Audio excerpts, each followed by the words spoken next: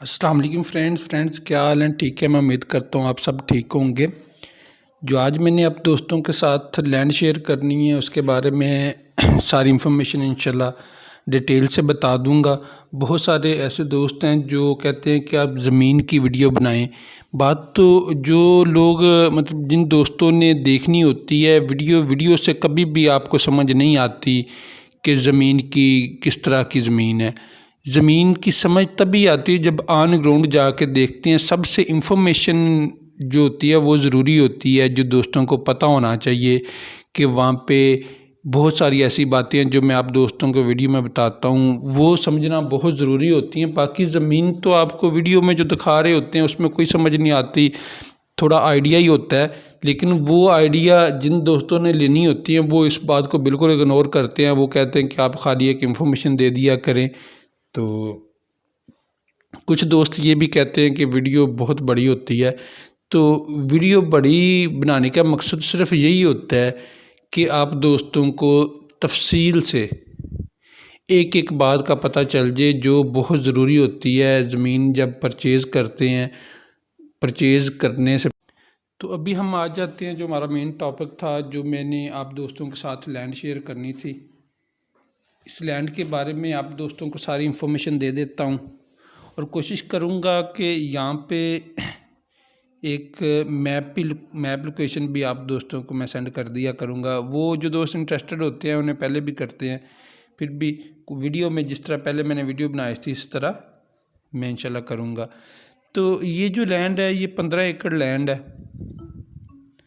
15 एकड़ लैंड है और इस लैंड को जो ज़िला उकाड़ा है, और अगर हम रिनाला खुर्द लाहौर की तरफ से आते हैं तो अख्तराबाद से पीछे तकरीबन अख्तराबाद से 2 से 3 किलोमीटर पहले जोड़ियाँ नहर आती हैं। लाहौर की तरफ से आते हैं तो हम साथ ही लेफ़्ट हो जाते हैं। तो यहाँ से तकरीबन कोई 35 किलोमीटर के फ़ासले पे ये ज़मीन है। ज़मीन ये बिल्कुल आबाद नहीं है। यहाँ पे 35 किलोमीटर तकरीबन 25 किलोमीटर तक ये नहर जो जोड़ियाँ नहरें हैं ये मतलब जा रही है। एक नहर उस तरफ जा रही है 25 किलोमीटर तक, तकरीबन 10 किलोमीटर आगे ये नहर नहीं जा रही। और इस ज़मीन से तकरीबन कोई 2 किलोमीटर पीछे अगर हम आते हैं तो वहाँ पे लोगों ने ज़मीन आबाद की हुई है और इस ज़मीन को वो पानी लगाते हैं। पानी का उन्होंने ख़ुद ट्यूबवेल वगैरह लगाए हुए हैं और ट्यूबवेल का पानी लगाते हैं। वैसे अगर हम देखते हैं तो यहाँ पे पानी भी जो है ज़मीन का जो पानी है तकरीबन 150-200 फीट पे पानी है और पानी यहाँ पे नमकीन है, मीठा नहीं है। तो खैर वो लोग वहाँ पे पानी लगा रहे हैं और उसी ज़मीन का पानी लगा रहे हैं क्योंकि नहर तो वहाँ पे है नहीं। वहाँ पे जो फसल काश्त कर रहे हैं, एक सिर्फ मुंजी काश्त नहीं हो रही, बाकी हर फसल वहाँ पे वो काश्त कर रहे हैं। जो साथ तकरीबन ज़मीन फसल काश्त हो रही है और बड़ी अच्छी फसल काश्त हो रही है। और जिस जगह पे ये ज़मीन है यहाँ पे बहुत सारी ऐसी ज़मीन है जो इसी तरह गैर आबाद पड़ी हुई है।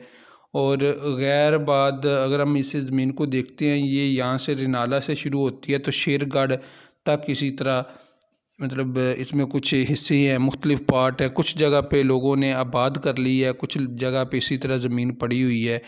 आबाद करने के लिए इसे बहुत ज़्यादा ख़र्चा नहीं आता कि बहुत ज़्यादा ख़र्चा करने के बाद ये आबाद होती है। यहाँ पे ज़मीन सारी लेवल पड़ी हुई है। सारी ज़मीन को इसी तरह मतलब तकसीम करना है एकड़ में और हमवार करके, मतलब अप डाउन तो है लेकिन इतनी ज़्यादा नहीं है जिस तरह पहाड़ी इलाका होता है। थोड़ी बहुत ही ऊंची नीची ज़मीन है, इसे आबाद किया जा सकता है।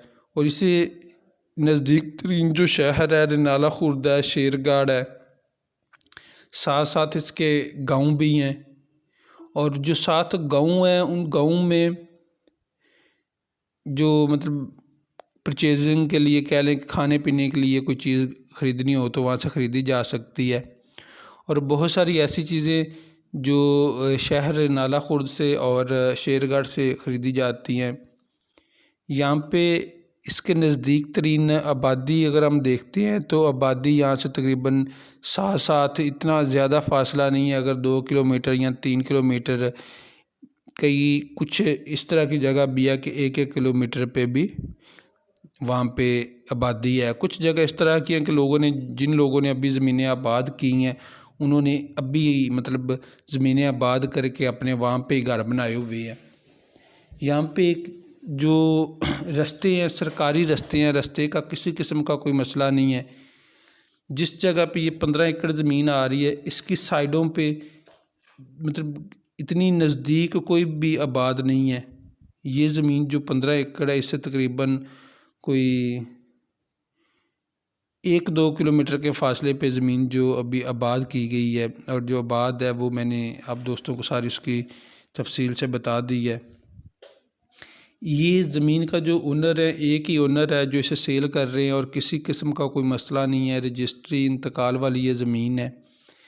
यहाँ पे ज़मीन को आबाद जो भी लेगा उसे आबाद, ज़ाहिर है जो लोग इस तरह की ज़मीन परचेज़ करते हैं उन्हें आइडिया होता है, तजुर्बा होता है कि उन्होंने आबाद किस तरह करनी है। बाकी मुश्किलात यहाँ पे जो हैं वो भी मैंने आप दोस्तों को बता दी हैं कि आबादी नज़दीक नहीं, इस तरह की मुश्किलात भी मैंने आप दोस्तों को बता दी हैं। बहुत सारी ऐसी बातें हैं शायद, और यहाँ पे दोस्त कई दफ़ा कमेंट भी कर रहे होते हैं कि आप मतलब पानी के बारे में नहीं बताते या इस तरह।